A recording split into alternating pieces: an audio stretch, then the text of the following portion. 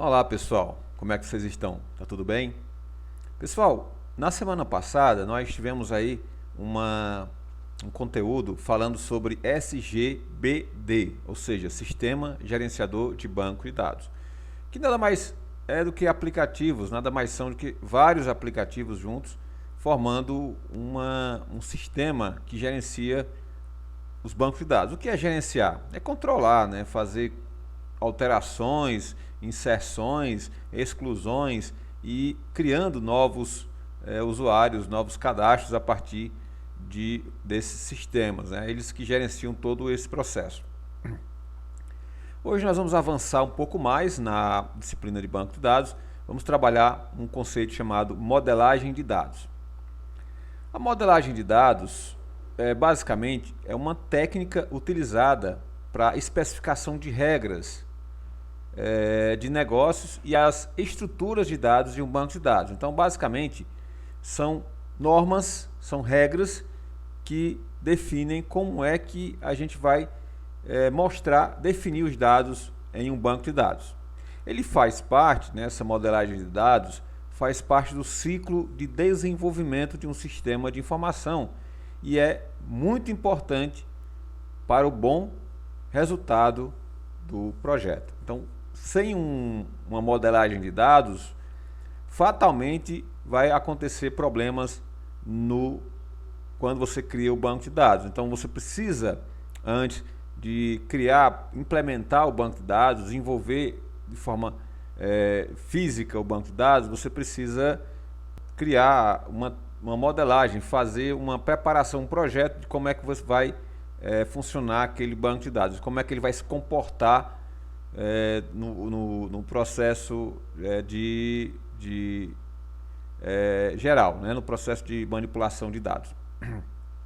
Então a modelagem de dados, ou modelagem de banco de dados, envolve uma série de aplicações teóricas e práticas visando construir um modelo de dados consistente, não redundante e perfeitamente aplicável em qualquer SGBD moderno.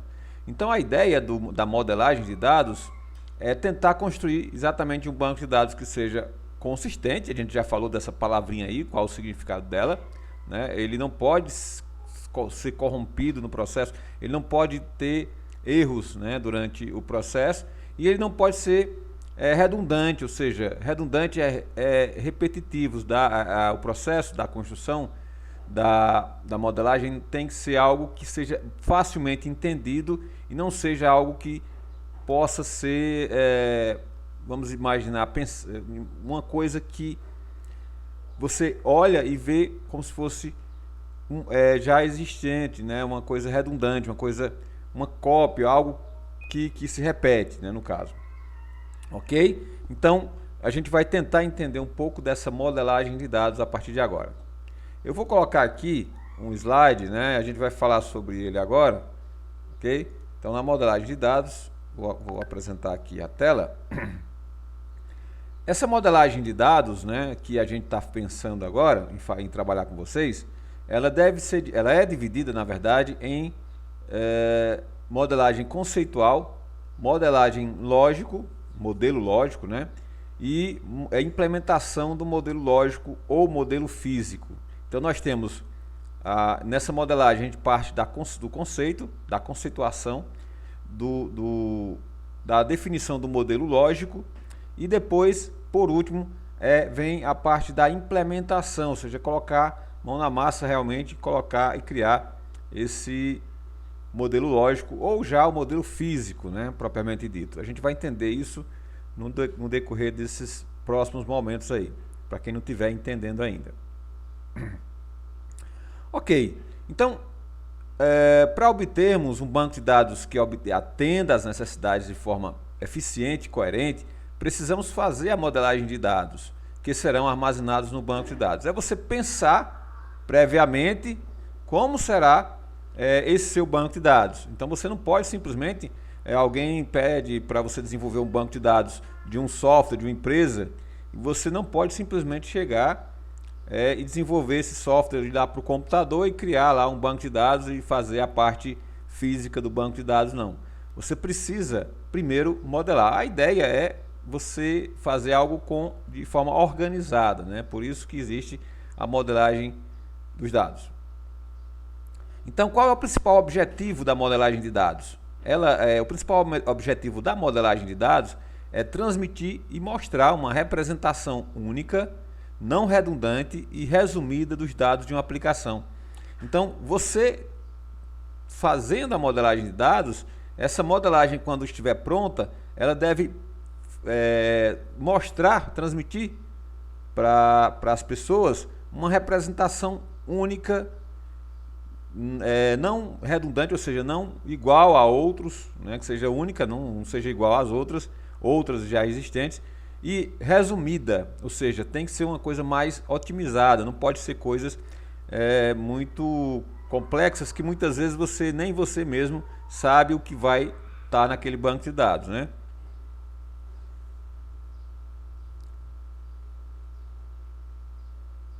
Então, a fase da modelagem é a principal etapa no projeto de desenvolvimento de um banco de dados, certo? O projeto de desenvolvimento de um banco de dados compreende essas fases aí, como a gente já falou: conceitual, lógica e implementação do modelo lógico, ou seja, a modelagem física.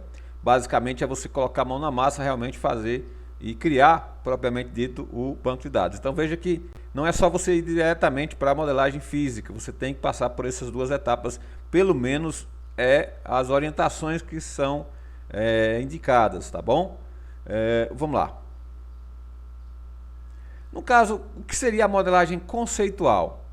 A modelagem conceitual é o desenvolvimento de um modelo inicial da base de dados que reflitam as necessidades do usuário. Então, quando você vai desenvolver, por exemplo, um banco de dados, você precisa ter uma noção inicial de como será aquele banco de dados. Nesse momento, né, a preocupação é descrever quais dados serão armazenados na base de dados e quais dados se relacionam. Imagine aí que uma empresa grande solicitou que você fosse lá visitar a empresa para criar um banco de dados para guardar várias informações daquela empresa. Obviamente que o primeiro passo é exatamente você partir para a modelagem conceitual, você compreender inicialmente quais são os dados que a empresa quer que sejam armazenados em um banco de dados. Você pode chegar na empresa também e de repente você perceber que a empresa não é necessário guardar, armazenar todos aqueles dados, né? Você pode armazenar apenas alguns dados especificamente. Então essa questão fica muito a critério de cada desenvolvedor de banco de dados, pois você pode chegar na empresa, de repente o cara diz: olha, eu quero que você armazene isso, todas essas informações, todos esses dados aqui precisam estar armazenados, salvos. Por exemplo, a empresa que vende produtos alimentícios, ele quer que você armazene. De repente você chegou lá na empresa, foi chamado para a empresa, aí você chegou lá e tal, vai analisar, fazer a modelagem conceitual, e aí o cara diz: olha, eu quero que você armazene o nome do cliente, CPF do cliente, número da identidade do cliente, se puder também o nome, os números de telefones que o cliente tiver, o endereço, né? Se o cara nasceu, qual a cidade de naturalidade que ele nasceu, né? E muitas informações. Aí você percebe às vezes que o cliente quer armazenar coisas demais em um banco de dados que não é necessário, que não são necessários para a aplicação, para o programa, para o que ele deseja, né? De repente o cara quer apenas salvar os dados para poder entrar em contato com o cliente quando for necessário. Então, às vezes, só o nome do cliente, o endereço e o telefone já é suficiente. Ou o nome, CPF e o telefone já é suficiente. Então, muitas vezes você é que tem que ter essa noção de que dados realmente são importantes em um banco de dados. E nesse modelo conceitual, nessa fase da modelagem conceitual, é onde você vai identificar que dados vão ser armazenados ou não. Então, para fazer o modelo conceitual, é necessário entender que dados o usuário final espera que o sistema disponibilize. Então é isso que eu acabei de falar, né? Então você tem que ter já essa noção mais ampla dentro da sua cabeça de quais dados realmente a empresa vai necessitar e isso por isso que essa fase é importante, uma das fases importantes, porque imagine aí você criar um banco de dados com centenas de informação de um registro de um cliente, de um paciente, se for um consultório, né, médico e tal, e de repente você perceber que não era necessário tantos dados assim, depois quando você tiver já construído o banco de dados na parte física, lá na modelagem física. Aí você vai ter mais trabalho ainda. Então, se você conseguir enxugar isso logo desde o início, você vai ter menos trabalho no decorrer do processo, né? Então, outra coisa também é que a modelagem conceitual ele fornece uma visão mais próxima do mundo como os usuários visualizam os dados realmente. Então, veja que aqui você está conversando com pessoas que não têm conhecimento nenhum de banco de dados, mas de forma mais, vamos dizer assim, de forma mais complexa, né, de forma mais profunda. E aí, essa conversa, esse momento da modelagem tem que ser um momento onde as pessoas também compreendam o que você está fazendo, né? Você tem que ter essa preocupação em fazer com que ele compreenda o que você quais são os dados realmente que são importantes nesse processo de modelagem conceitual e futuramente que vão ser fundamentais para o seu banco de dados.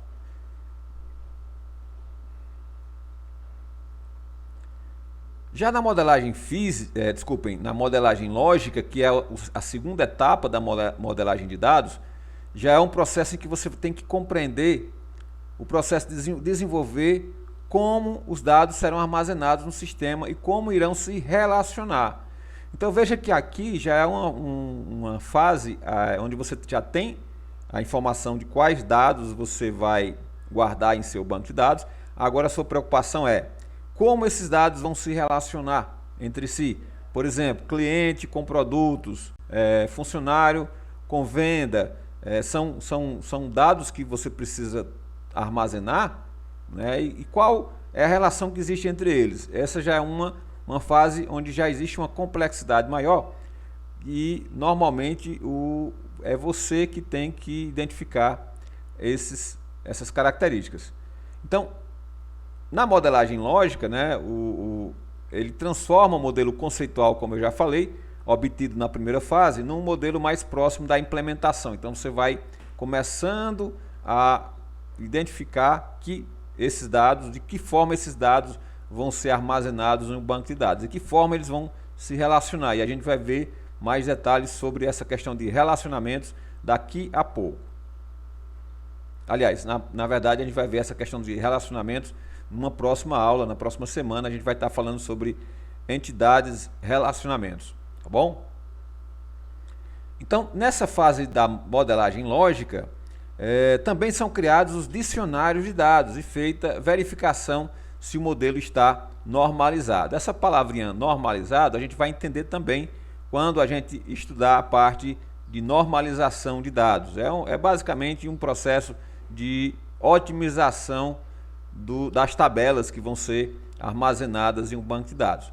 Mas o dicionário de dados nada mais é, como o nome já está dizendo, né, é um dicionário onde define que dados, dando mais informações sobre os dados, certo? Então, por exemplo, os dados, a gente pode criar um dicionário de dados onde a gente pode pensar assim: no dado chamado cliente, né, que vai ser armazenado, pode ser armazenado dados. Esse registro vai ser armazenado com, no máximo, esse campozinho vai ter no máximo 50 caracteres. Então, mais do que isso, o sistema não vai aceitar. Ele só vai armazenar até uma quantidade X de caracteres. Ou então, ele só vai aceitar textos, quando forem digitados no banco de dados, só se for com letras maiúsculas, no campo lá, cliente. Então, a cada campinho lá do banco de dados, por exemplo, nome, telefone, endereço, CEP, cidade, por aí vai, é preciso você definir quais são as informações que cada dado, quais são as restrições, né, também, que cada campo desse vai ter no processo de inserção de dados aí do banco de dados, ok? Vamos lá. Já na implementação física, né, na implementação do modelo lógico, ou seja, a modelagem física, Esse momento ele requer que o desenvolvedor conheça já a linguagem SQL, que é a linguagem que a gente vai estar trabalhando aqui na disciplina de banco de dados, e também conheça o SGBD que foi escolhido. Se o cara viu que para a empresa onde você vai estar desenvolvendo o banco de dados, são poucas informações que ele quer que armazene, então você pode escolher um banco de dados que se adeque, que se adapte melhor a essa realidade da empresa. Então, se você vê que de repente o SGBD X, Y ou Z são mais interessantes, então você vai escolher aquele SGBD específico para instalar, para ser o banco de dados oficial do banco de dados da empresa. O SGBD oficial do banco de dados da empresa. Então, é necessário também uma grande interação do usuário ou responsável pela análise de requisitos do sistema. Bom, o que significa isso? Nesse momento, é importante que haja na hora de criar o banco de dados, haja uma interação, né, uma participação mais efetiva do cara que fez a análise de requisitos do sistema, ou seja, quais são os requisitos que são solicitados para que esse banco de dados seja implementado de forma física. Existem algumas restrições ou não, né? Por exemplo, o meu banco de dados ele vai rodar em qual sistema operacional que a empresa possui. A empresa possui 30 computadores e todos eles são Linux, o sistema operacional Linux, ou eles são sistema operacional Windows.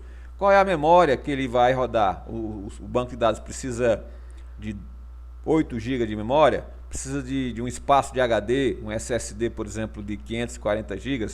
Então, todas essas informações, elas são preciosas na hora da implementação do modelo físico. A modelagem de dados também tem como base para o seu início o levantamento de requisitos do sistema, e é isso que eu acabei de falar. Então, lá na modelagem conceitual, você trabalha com levantamento também de informações sobre os dados que vão ser utilizados. O que seriam requisitos nessa modelagem física? Os requisitos são vamos dizer assim, as limitações, né, ou não, né, que a empresa possui com relação ao seu sistema. Por exemplo, quando vou instalar um programa lá no meu computador, eu preciso ver quais são os requisitos que esse sistema exige. Se ele exige que sejam 4 GB de memória, se ele exige que tenha um espaço de armazenamento de 8 GB no HD, se ele precisa do Windows ou do Linux para rodar. Então, esses são os requisitos que um sistema ele possui, né? Então, no caso, é importante que exista esse levantamento de requisitos do sistema para que nesse momento a modelagem aconteça de forma mais correta ou de forma apropriada. Então, um modelo de dados, né, o que é que ele compreende? O que é que ele compreende? Ele compreende a descrição de dados que devem ser armazenados pelo sistema e como esses dados devem se relacionar. Então, essa descrição dos dados, né, é isso que eu acabei também falando anteriormente, como é que a gente faz um dicionário de dados exatamente para identificar, descrever quais dados serão incluídos e de que forma, quais são as limitações que cada dado desse tem que possa ser inserido. Por exemplo, de repente você vai guardar também um usuário, um campo usuário e um campo senha lá no banco de dados. Então o cara digita o usuário e digita a senha. Então você vai pensar o seguinte: opa, na senha, como é que eu vou trabalhar? Eu vou solicitar que o usuário digite uma senha de no mínimo 8 caracteres, que esses caracteres sejam maiúsculos e minúsculos, ou que possuam caracteres especiais, ou que sejam só números. Então, isso tudo você se preocupa na hora da descrição dos dados, né? Também é utilizada uma linguagem de modelagem, que pode ser textual ou gráfica. Então, para você modelar os dados, você pode trabalhar de forma textual, escrevendo, né, o que cada campo vai realizar, quais são descrevendo, né, os dados e de que forma que eles vão se relacionar. Mas você também pode usar programa que faz a modelagem gráfica, ou seja, você tem a possibilidade de criar desenhos lá, gráficos, que mostram como esses dados estão e como eles se relacionam, tá bom? Então o modelo de dados deve explicitar os tipos de dados armazenados e as restrições que esses dados possuem. Isso a gente já falou também. No caso, quando a gente fala tipos de dados armazenados, a gente está falando de tipos de dados, se for, por exemplo, se for texto, né? Se for números, é um tipo de dado diferente. Se for uma data que você vai inserir em um campo, é um outro tipo de dados. Se for uma imagem, né, é um outro tipo de dado. Se for um áudio que você vai armazenar, também é um outro tipo de dado. Então isso a gente precisa deixar bem claro, né? De repente você quer armazenar, além do nome do cliente, você quer armazenar a foto do cliente. Então é um tipo de dado, a foto é um tipo de dado, o nome é um outro tipo de dado que vai ser inserido, né? E as restrições dessas informações por exemplo, qual o tamanho dessa foto que vai ser armazenada no cliente, né? Qual é o tamanho máximo de caracteres de nome do cliente. Então essas informações são importantes nesse processo de modelagem de dados. Bom, dos vários modelos que a gente tem das formas, né, de implementações de modelagem, nós vamos trabalhar com uma modelagem de dados chamada modelagem entidade relacionamento, ou simplesmente MER, modelagem entidade relacionamento. Então esse modelo, né, é um modelo conceitual e deve estar o mais próximo possível da visão que o usuário tem dos dados. Ou seja, ele tem que ser simples para que todas as pessoas consigam entender facilmente essa modelagem. Tem como por objetivo descrever quais dados deverão ser armazenados para aplicação e como esses dados se relacionam. Já começa a trabalhar com a relação de dados, né? Nele estão representadas todas as entidades de interesse do domínio da aplicação, com seus respectivos atributos e os relacionamentos existentes entre as entidades. Para a gente deixar mais claro, né, porque aí fica muito confuso se a gente passar só teorias para vocês, a gente vai usar um aplicativo chamado BR Modelo, tem aqui embaixo, e a gente vai ver, vocês vão perceber que fica tudo mais simples quando a gente começa a fazer a coisa na prática, né? Identificar essas entidades aí. Então esse modelo é representado de forma gráfica pelo diagrama de entidade relacionamento. Bom, nós estamos falando de modelo entidade relacionamento, ou simplesmente MER, M-E-R. Para a gente poder representar graficamente esse modelo, a gente usa o diagrama de entidade relacionamento, ou DER, D-E-R. Nesses diagramas a gente vai entender, como eu já falei, mais facilmente, de forma mais simples, esse processo de modelagem de dados. Para que a gente possa passar lá para a questão das modelagens de dados utilizando o BR Modelo, nós vamos conhecer alguns conceitos importantes, fundamentais na verdade, para que a gente possa entender lá a modelagem, a diagramação da modelagem de dados. Primeiro a gente vai entender o que é uma entidade, né? O que seria uma entidade? Uma entidade representa um conjunto de objetos de um mesmo tipo do mundo real e sobre os quais se pretende armazenar dados. Geralmente as entidades são reconhecidas por serem substantivos, certo? Vamos já dar alguns exemplos. Uma forma simples de identificá-las, ou seja, de identificar essas entidades em um domínio de uma aplicação, é fazer as perguntas que vêm a seguir, que são: sobre que objetos ou coisas precisamos guardar informações? Pensem que você chegou numa empresa, o cara pediu para você fazer um banco de dados lá da empresa e você vai tentar identificar quais entidades existem nesse domínio para serem armazenados. E aí você faz a seguinte pergunta: sobre que objetos ou coisas precisamos guardar informações? Por exemplo, em uma concessionária de carros, né, quais são os objetos ou coisas que precisamos guardar, informações pertinentes, importantes ali no sistema de gerenciamento de uma locadora, por exemplo, ou de uma concessionária de carros, de automóveis. Se a gente analisar bem, né, vendedor é uma coisa, uma coisa que existe dentro daquele domínio. Carro é um objeto. Será que a gente precisa armazenar dados de um carro em um banco de dados de uma concessionária?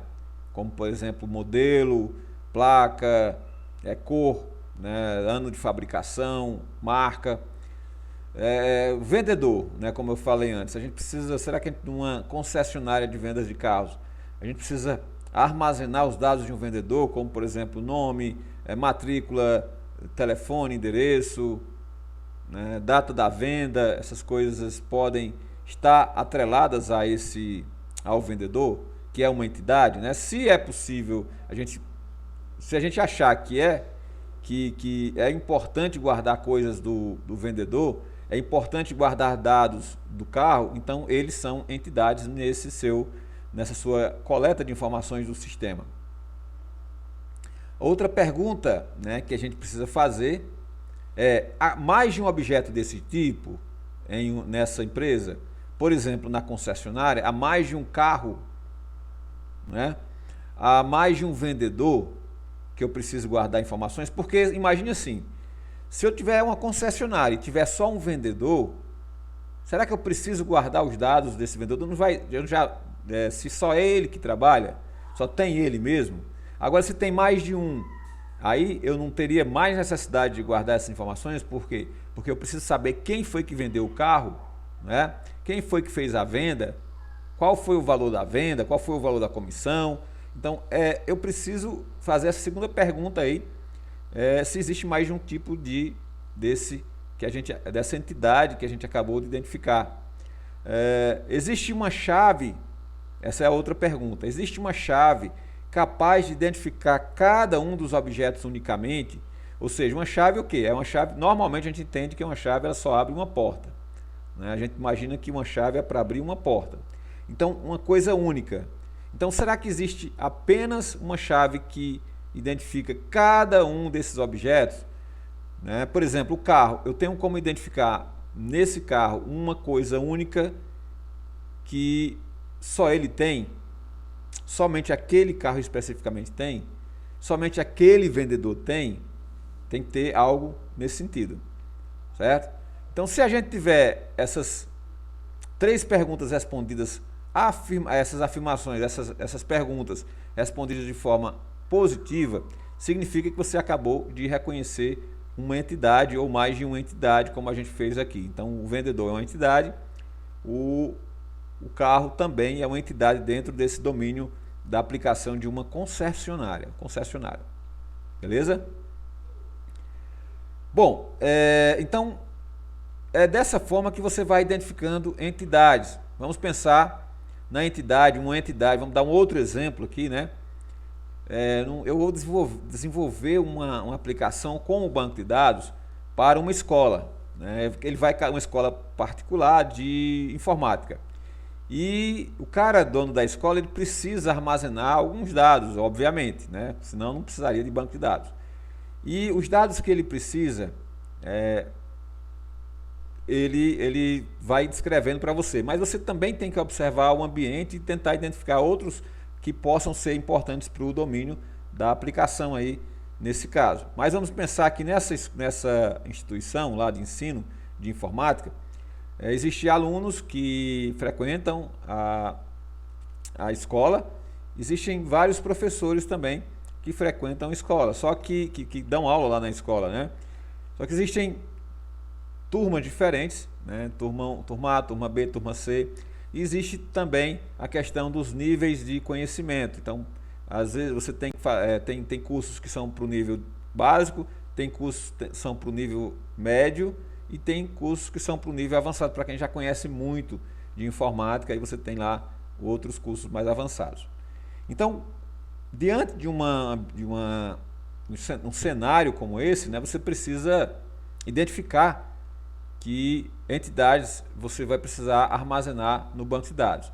E aí, volto a lembrar aquelas 3 perguntas. Uma delas você existe, né, mais de uma entidade como essa, né? Mas a primeira pergunta é sobre que objetos ou coisas precisamos guardar informação. Então essa pergunta no nosso domínio seria o quê? O que é que nessa escola eu preciso guardar? Preciso guardar o quê? Nome de alunos, notas dos alunos, nomes das disciplinas, né? Disciplinas, alunos, a gente já percebe que notas, por exemplo, são dados que a gente vai armazenar. Notas, nomes das disciplinas, alunos, professores e níveis de conhecimento, certo? Nível básico, médio e avançado, intermediário e avançado no caso. Beleza. Então vamos pensar desses aí que eu falei, quais são entidades e quais não são entidades. Por exemplo, aluno é uma entidade? A gente precisa armazenar dados de um aluno numa escola de informática? Sim, precisa. A segunda pergunta nesse caso, existe mais de um aluno nessa empresa, nessa escola? É para ter, senão acho que a escola vai quebrar. Então, sim, tem mais de um aluno. E a terceira pergunta para se tornar uma entidade existe como você identificar um aluno de forma única em um banco de dados? Porque imagine aí, se não tiver como você diferenciar alunos ali no banco de dados. Então como é que você vai localizar depois quem é João, quem é José, quem é Francisco, né? Quando você, por exemplo, de repente for receber uma mensalidade do pagamento lá da conta, como é que você vai saber quem é que está pagando ali? Né? Aí você pode pensar, mas tem um nome, né? Cada nome identifica de forma única um estudante, um aluno. Na verdade, vocês podem pensar assim. Vocês acham que é desse jeito mesmo? Um nome consegue identificar de forma única uma pessoa? Nesse exemplo, um aluno? Obviamente que não, né? Existem os homônimos, ou seja, são nomes iguais. Antônio José da Silva, de repente você tem lá na escola um outro Antônio José da Silva. E aí como é que você vai saber quem foi que pagou aquela mensalidade se você não tem uma diferenciação, uma chave única que diferencia um do outro? No exemplo do nosso domínio dessa escola, a gente pode criar uma matrícula para cada um, ou um código para cada um. Por exemplo, quando eu for cadastrar o Antônio José de Souza, eu coloco 0001, que é o número da matrícula. Quando eu for cadastrar o outro Antônio José de Souza, eu vou colocar 00002. E aí seria, esse número identifica de forma única aquele aluno. Então, o aluno ele também pode ser identificado de forma única dessa forma. Existem outras formas de identificar de forma única, né? Que são os documentos do aluno, como o CPF, por exemplo. Mas acontece que nem todo mundo, infelizmente, possui CPF. De repente você está cadastrando uma pessoa que ainda tem menos de 18 anos e ele não teve ainda, né, a possibilidade de tirar um CPF, o número do CPF, se cadastrar no CPF. Ok? Então, nesse caso, por isso que é importante ter uma matrícula que vai separar um do outro. Bom, aluno é uma entidade. Vamos pensar que disciplinas, né, vamos pensar em disciplinas como outra entidade. Vamos tentar analisar se realmente ela é outra entidade mesmo. Então, disciplinas, é importante guardar dados como, por exemplo, nome da disciplina, né, professor que ensina a disciplina, né? Então são informações que é importante guardar em uma escola. Quais são os professores que ensinam tal disciplina? Então, disciplina tem muito forte, uma possibilidade muito forte de se tornar uma entidade. Vamos pensar na segunda pergunta. Essa entidade, disciplinas, ela possui mais de uma disciplinas na escola? Possivelmente sim. Porque senão, se for só uma, nem precisava guardar, né, não colocar como entidade. Mas se tem mais de uma, como por exemplo, lógica de programação, informática básica, programação web, não? Então são várias disciplinas. Então, na segunda pergunta também, ele é confirmado como existe a possibilidade de se tornar uma entidade ainda maior, né, por conta dele ter a segunda pergunta ser positiva, a resposta. E a terceira pergunta é assim: eu posso guardar, armazenar essas disciplinas de forma única, né, que uma não possa interferir na outra, né? Sim, eu posso também criar um código para cada disciplina, cada nome de disciplina. Lógica de programação vai ser 001, programação web 002, informática básica 003. Então eu consigo também criar um código para o nome dessas disciplinas. Então essa entidade, né, disciplinas também, aliás, esse dado disciplinas também vai se tornar uma entidade. Então, geralmente as entidades são reconhecidas por serem substantivos, né? Aluno, cliente, paciente. Vamos pensar em uma empresa que tem um pedido, que é realizado um pedido. No pedido de uma empresa, né, nós temos, o cara fez um pedido lá, pedindo um pendrive Xing Ling, o nome da marca do pendrive, ele quer 40 pendrives, e o preço de cada pendrive Xing Ling é R$15, o preço total R$1.500, beleza? Então nesse pedido, né, a gente pode identificar como uma entidade também. Por quê? Porque uma entidade, numa empresa possui vários pedidos, né? A gente consegue identificar que, obviamente, se você for montar uma loja e só tiver um pedido durante toda a vida útil da loja, é porque a loja realmente tinha que quebrar mesmo. No banco de dados, eu possivelmente vou precisar guardar, armazenar vários pedidos. E aí eu vou precisar também de um número do pedido. Cada pedido tem que ter uma numeração diferente. Essa é a chave única de cada pedido. Pedido número tal, pedido número tal. Cada empresa que quando você vai pedir para comprar pela internet, né, quando você termina de comprar, aparece o número do pedido lá, que é único. Não pode ter redundância naquele pedido, não pode ser igual a um outro, porque senão vai dar inconsistência no banco de dados. Como é que eu fiz um pedido e uma outra pessoa fez um outro pedido que foi o mesmo número do meu? Como é que eles vão saber de quem é aquele pedido? Para quem realizar aquele pedido? Então, nesse caso, a gente consegue identificar tanto a necessidade de armazenar dados de pedido. Não existe apenas um pedido, existe um número que identifica cada pedido em separado.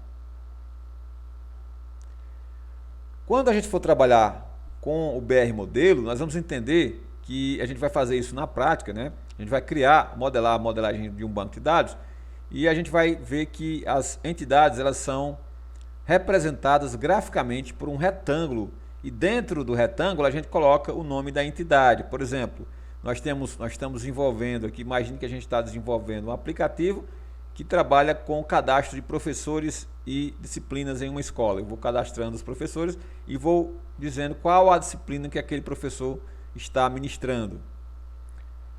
Certo? Então é dessa forma que a gente vai estar demonstrando, vai estar criando os nossos modelos, os nossos diagramas de entidades no nosso aplicativo. Além das entidades, né, que a gente deve identificar em uma empresa, na modelagem conceitual, naquela primeira fase lá da modelagem, a gente também deve identificar quais atributos dessa entidade. Então, por exemplo, quando eu falo em alunos, né, é uma entidade que a gente vai estar armazenando. Que atributos eu devo armazenar da entidade aluno? Eu devo armazenar numa escola de informática, como a gente está dando um exemplo. Eu devo armazenar o nome completo dele, eu devo armazenar o CPF, eu devo armazenar a idade do aluno, eu devo armazenar o número do contato, eu devo armazenar o nome dos 3 amigos dele mais próximos, eu devo armazenar o nome da mãe, do pai, da avó, do tio.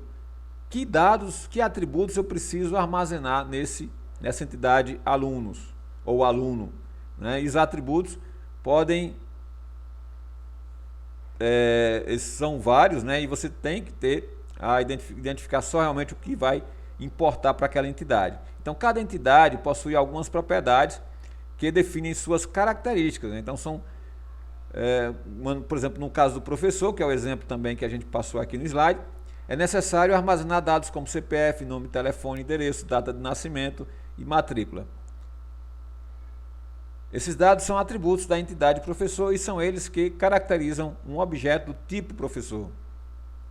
Se eu for fazer graficamente a entidade professor, para que todo mundo entenda, veja que a modelagem, né, quando você desenvolve isso, você cria esse gráfico aqui, como a modelagem é algo padronizado, o mundo inteiro, quando você desenvolve, definiu padrões, o mundo inteiro vai compreender, pelo menos a grande maioria, do que você está fazendo. Então, quando você cria uma modelagem como essa, da entidade professor, colocando aqui os atributos, vocês vão perceber que os atributos eles são colocados como uma bolinha, né? Ó, e aqui um tracinho puxando para a entidade. Então, a entidade tem uma ligação com cada atributo desse, tá bom? E o atributo tem uma bolinha, por exemplo, CPF professor, data de nascimento professor, matrícula professor, telefone professor, endereço professor, nome professor. São 1, 2, 3, 4, 5, 6 atributos da entidade professor, ok? Beleza? Porque você pode perguntar, mas por que tem uma bolinha que está preenchida, né, aqui? E as outras não estão. Existe alguma coisa relacionada a isso? Existe sim. Quando a gente vai definir uma chave única, como a gente falou anteriormente, aquilo que identifica de forma única um dado, um registro de uma entidade, a gente coloca uma bolinha preenchida. Nesse caso, a matrícula do professor vai ser o atributo que define cada professor como único. Não? Então, se eu colocar a matrícula 001 para um professor Antônio, 002 para o professor João, 003 para o professor Francisco, então cada professor vai ter uma matrícula diferente. Então, é esse atributo que eu vou estar dizendo que vai ser único, a gente vai chamar de chave primária para identificar de forma única aquele registro, aquele banco de dados, aquela entidade especificamente.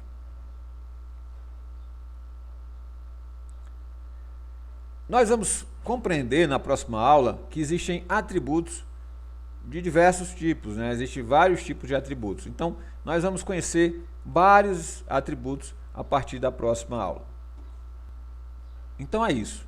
Para a gente poder colocar em prática como é que se modela de forma gráfica, utilizando o BR Modelo, né, a gente vai primeiro fazer um breve resumo do que a gente viu hoje, né? Hoje a gente trabalhou com a modelagem de dados. Lembrando que a gente está falando de banco de dados, então antes de desenvolver, criar meu banco de dados, eu tenho que modelar esses dados, tenho que fazer um estudo sobre eles, fazer uma análise de requisitos, fazer uma série de coisas para que eu consiga modelar, para que eu consiga implementar esses dados de forma mais otimizada possível, para que ele não venha a dar problemas depois, esse banco de dados. Então, a gente viu que existem várias fases da modelagem de dados. Uma delas é a conceitual, outra é a lógica e, por último, é a implementação do modelo lógico. Então, existem etapas que você deve seguir, não é uma regra, na verdade não é uma imposição, mas são ações que devem ser realizadas no processo de criação de um banco de dados. Nós vimos também que além da modelagem conceitual, lógica e a implementação, nós vimos cada um detalhadamente, né, o que seria modelagem conceitual, o que seria modelagem lógica e o que seria modelagem, a implementação do modelo lógico. Ou seja, a gente precisa saber o que cada uma dessas significa. A parte conceitual, a modelagem conceitual é a base, é o início, é o momento que você vai estar na empresa identificando quais dados vão ser inseridos e tal. Já na modelagem lógica, você já precisa conhecer um pouco mais de banco de dados, entender como é que vão ser feitas as relações entre as entidades naquele banco de dados, professor, aluno, cliente, venda, produto. Então, como que se dará essa relação? E na modelagem na modelagem de dados, na parte de conceituação, né, a gente pode fazer o que a gente falou aqui, que é a modelagem entidade-relacionamento, que é uma forma de você gerar, entender como é que vai funcionar os relacionamentos desse banco de dados. E aí existe uma forma de você criar essa interação, esse relacionamento, fazer um esboço desse relacionamento de forma gráfica, utilizando os diagramas de entidade e relacionamento, ok? E a gente vai fazer isso agora, né? A gente viu também o conceito de entidades, né? E vimos também o conceito de atributos. Cada entidade pode possuir muitos atributos, ou vai depender muito da situação e da necessidade de armazenar aqueles atributos especificamente daquela entidade. Um carro, por exemplo, pode armazenar modelo, cor, quantas portas, qual é a potência do motor, qual é o ano de fabricação. Todos são atributos, são relacionados à entidade carro. Tá bom? Eu vou voltar aqui a exibir a área de trabalho. Então, o BR Modelo é um programa gratuito, dá na versão 3.0, tem uma mais atual aqui, a 3.31, certo? Que é essa que a gente vai estar trabalhando agora. Aqui no programa nós temos gráficos, como eu falei, na modelagem da diagramação ou diagrama entidade e relacionamento, você precisa utilizar gráficos. E a gente vai voltar ao exemplo da escola, né? A escola de informática. Então eu preciso armazenar, por exemplo, os dados de uma entidade chamada aluno. Então como é que eu faço para armazenar Quando eu clico nesse símbolo aqui, que é esse retângulo, e coloco aqui dentro da área branca, eu posso dar arrastar e soltar, e posso clicar sobre ele. Existe a possibilidade de você mudar o nome aqui, ó. Vou colocar aluno, ok? Coloquei aluno. Então nós criamos a entidade aluno, o diagrama da entidade aluno, ou seja, quando alguém for implementar esse banco de dados de forma física, ele vai ter que criar uma tabela lá no banco de dados chamada aluno. Mas essa tabela vai armazenar o quê? Aí a gente vai criar os atributos. Vai clicar aqui nesse símbolo, vai clicar na entidade que ele está relacionado. Então um atributo que eu vou guardar, ou seja, uma característica que eu vou guardar do aluno é o nome dele, claro, né? Eu preciso ter o nome, tá? Inverteu aqui, vou colocar nome, pronto. Então eu tenho já um atributo que eu vou armazenar da entidade aluno. Outro atributo que eu posso armazenar aqui, vou clicar também nessa opção, vou clicar aqui e eu posso arrastar um pouquinho para ficar mais organizado. Então, além do nome, eu posso guardar o telefone de contato, né? Eu acho que é importante hoje em dia. Telefone de contato é um outro atributo da entidade aluno. Um outro atributo que a gente pode colocar aqui na entidade aluno pode ser a data de nascimento, né? Para identificar a idade, na data de nascimento.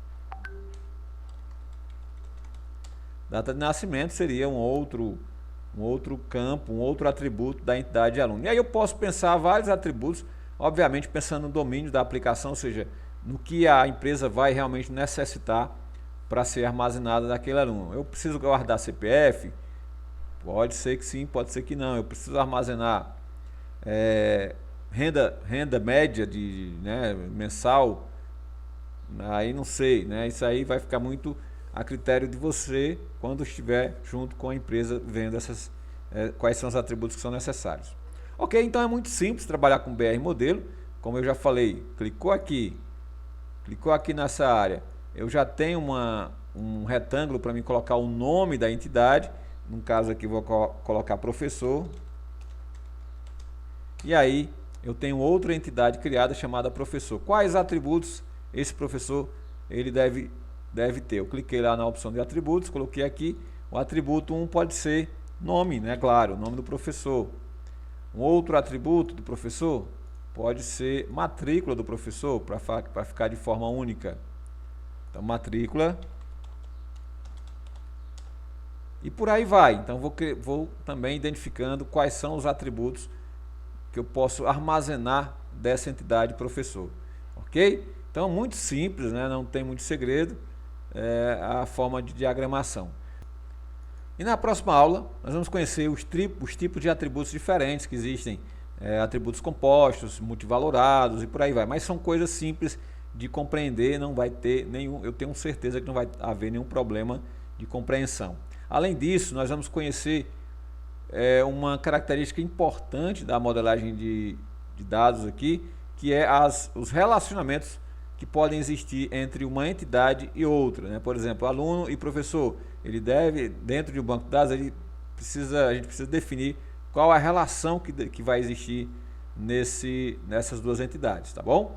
Então vai ficar para a próxima aula. Espero que vocês compreendam direitinho o conteúdo. Qualquer coisa, entre em contato comigo. Como atividade, eu vou deixar para vocês identificarem um app, uma aplicação que vocês consigam criar uma modelagem de dados, de diagramas, né, de entidade de relacionamento, e aí vocês criem nesse aplicativo duas entidades como essa. Pode ser aluno, professor? Pode. O importante é que vocês coloquem lá as entidades, coloquem os atributos, alguns atributos, e mandem para mim. Pode ser pelo um print lá, tirar um print da tela, pode ser uma foto que você tire lá, ou você pode simplesmente pegar o caderno, se você não conseguir achar o appzinho lá, e desenhar duas entidades quaisquer, tenta no caderno colocar outras entidades aí, né, que você consiga identificar. Duas entidades, coloque alguns atributos, levando em consideração essa formatação, ou seja, sempre colocando o nome da entidade dentro de um retângulo e os atributos em tracinhos como esse, ok? Tá bom? E aí vocês podem tirar uma foto e mandar para mim, e já está feito a atividade. Procurem fazer, se incentivem aos que não estão fazendo as atividades, porque isso vai ser muito importante para o futuro, tá bom? Um abraço então para vocês e até o nosso próximo encontro. Valeu!